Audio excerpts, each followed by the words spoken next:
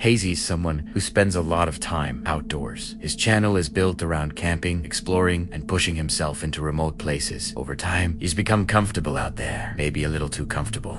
This video starts off like any other. He's just talking to his viewers. Nothing unusual, nothing intense, just a normal moment. But while he's speaking, something small happens, something easy to miss. He loses focus, and for a split second, he's not paying attention to where he's stepping. That's when everything goes wrong. His foot slips. Have your own little foxy inside your head saying, you know, if you're like, I can't be bothered, mate. Shit!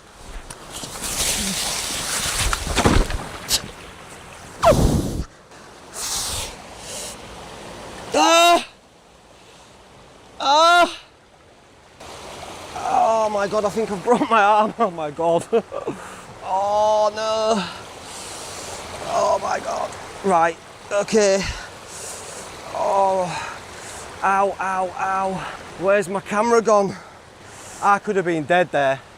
Mate, I've just fallen down that cliff. And landed there. My arm is haggard and I've lost my camera. I don't know if it's landed in the water and just gone off end up. So I can't see it. I don't know if it's landed in water and gone off end up waterfall, or whether it's on there somewhere on that cliff as I fell down. I feel sick. That was violent. That was violent. I don't know. My elbow feels absolutely knackered, mate. It's all gone tingly. Mate, that was one of the scariest things. You can hear it in his voice immediately. Not just pain, but shock. He's alone, his arm is hurting. And for a moment, nothing else matters except figuring out if he can still move, because out there, even something small can turn serious very quickly. This wasn't a big risk. He wasn't doing anything extreme. He just stopped paying attention for a second. And in the wild, sometimes that's all it takes. One small mistake, and everything changes. Marv is a retired Air Force member who spends most of his time doing something simple, fishing. His channel is calm and quiet, the kind of content people watch to relax. Nothing intense, nothing unexpected, just peaceful days out on the water. But in this video, that calm feeling doesn't last very long. He's out on a lake in Georgia. Everything seems normal at first. Just another day, just another cast. And then he hears something faint at first, almost easy to ignore. It sounds like someone calling for help. He pauses and listens again, trying to figure out if it's real or just the wind, but something about it feels off. So he moves closer to the shore to check, and that's when he sees her, a woman lying on the ground, completely still. Hello? Hello? Ma'am, are you okay? Stand by. Let me get help. Let me get help.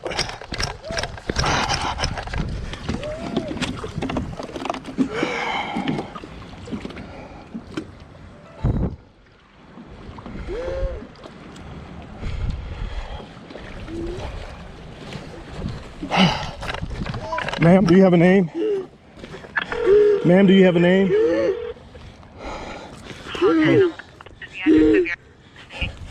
Hello, we got an emergency here. I am at the Clark's Bridge boat ramp. I'm across from it at another boat dock, and I have a white female who's on the ground. Appears that she may have fallen and tripped, and she's in a recovery position, but she seems to be gasping for air. Ma'am? Ma'am? Sir? Yes, ma'am. Can you give me an exact address? Are you on the Lake Road? No, ma'am. I am actually on land right now. I'm on shore across from the Clark's Bridge boat ramp.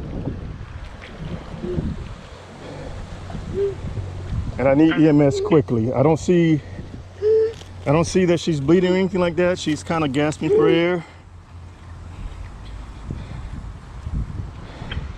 Okay, did you witness this?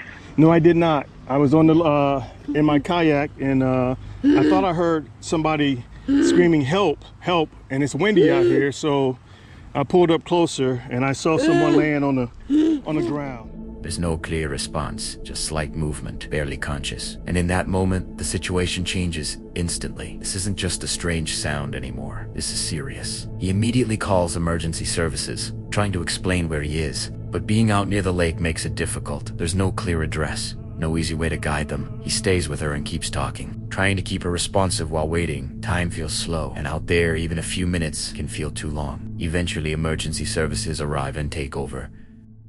Hey, bud. Hey, what's going on, brothers? Ready to be fishing, yeah? Yeah, let's just get off with 911. Yeah. Again, let me know what information you all need. I mean, you just found her like this. You were just over there, and she was. She was yelling for help. Ma'am. Okay. There you go. She was just coherent here a little while ago. I need Lucas. I need Lucas. A thermostat and a lighter. Yeah,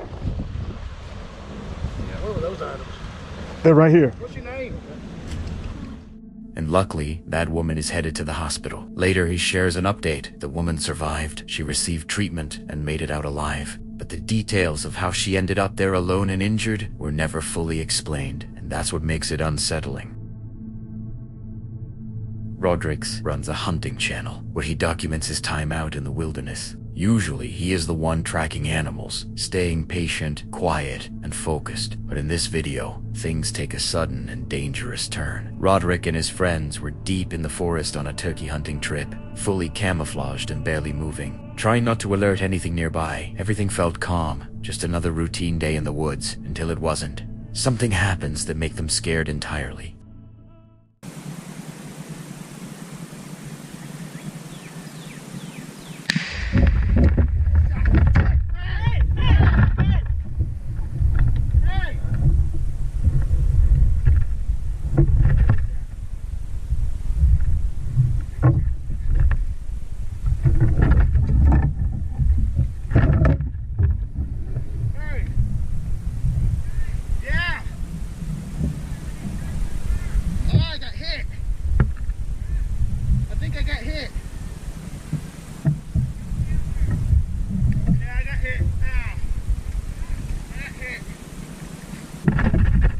Out of nowhere, a gunshot breaks the silence, and in an instant, the situation changes completely. Roderick realizes something is wrong. Not with the hunt, but with himself. Another hunter, somewhere in the same area, had made a critical mistake. Unable to properly identify his target, he fired, mistaking Roderick's camouflage for a turkey. A split-second decision that could have ended much worse. The bullet struck Roderick in the leg. It was painful, serious, and terrifying. But somehow, it missed anything vital. He was lucky. Incredibly lucky, because just a slight difference in aim could have turned this into a fatal incident. Moments like this are a harsh reminder that the outdoors isn't just unpredictable because of nature. Sometimes, the real danger comes from other people, especially when basic safety is ignored in hunting. One rule stands above all. Always know exactly what you are shooting at, because hesitation might cost you an opportunity, but a mistake can cost someone their life. Tokyo Lens Explorer is a channel built around exploring forgotten places, abandoned buildings, hidden forests, and locations that most people would never dare visit. His videos have a calm and peaceful feeling to them, almost like you're exploring the place with him. But during one trip to an abandoned theme park deep in the forests of Japan, things nearly turned dangerous. The entire place was surrounded by warnings about bear activity, and considering how isolated the area was, that alone made the exploration feel unsettling from the start. This is the entrance to an abandoned theme park in Japan. Well, at least what's left of the abandoned theme park here. We've got, starting with this one building up here, and over here, there's a whole set of extra buildings. Now, this place seems to have been abandoned somewhere around 2014, and I have one concern today, which is this right here. See, we've got bear warnings in here, and there are plenty of bears in this part of Japan. Let's just poke and take a look inside. I don't actually want to go in because I don't entirely trust the structural integrity, but I'm assuming this would have been the main entrance lodge area. We have a billiard pool table over there. Some kind of dining space over here. And then what I'm guessing was probably the main ticket gate area right here. Now, I am carrying my bear spray with me just in case. Unfortunately, in terms of season, it's that season where mother bears will take their children out for walks.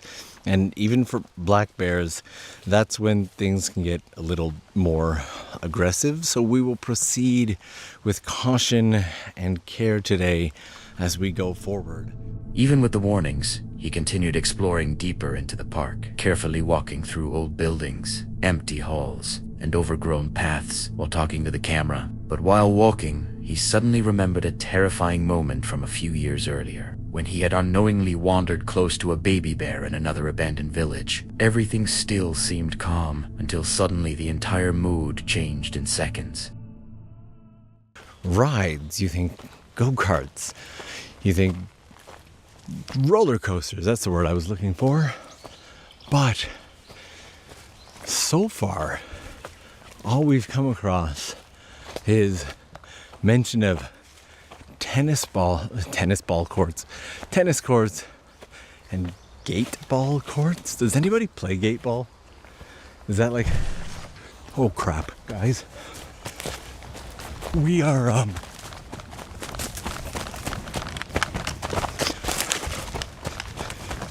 boy. All right, something big moved over there. Ooh. Just in case, I am going to prepare the bear spray. We're gonna keep ourselves down on this side, because I don't know if you heard that, but whatever it was big and it was surprised by us, which is one of the reasons I tend to do these walks while talking instead of silent, but won't be going up there anymore. Bear spray is at the ready. Whew. That one genuinely made me jump. Whatever it was big. We're gonna take a quick peek into here. The sound clearly startled him, and judging by his reaction, it wasn't something small moving through the bushes. Considering the amount of bear warnings around the park, there's a good chance it really was one nearby. And honestly, he made the smartest decision possible. Instead of trying to investigate or get closer, he immediately backed away and kept his bear spray ready. Because in places like that, curiosity can get you killed. Sometimes the smartest thing you can do in the wilderness is simply leave before it's too late.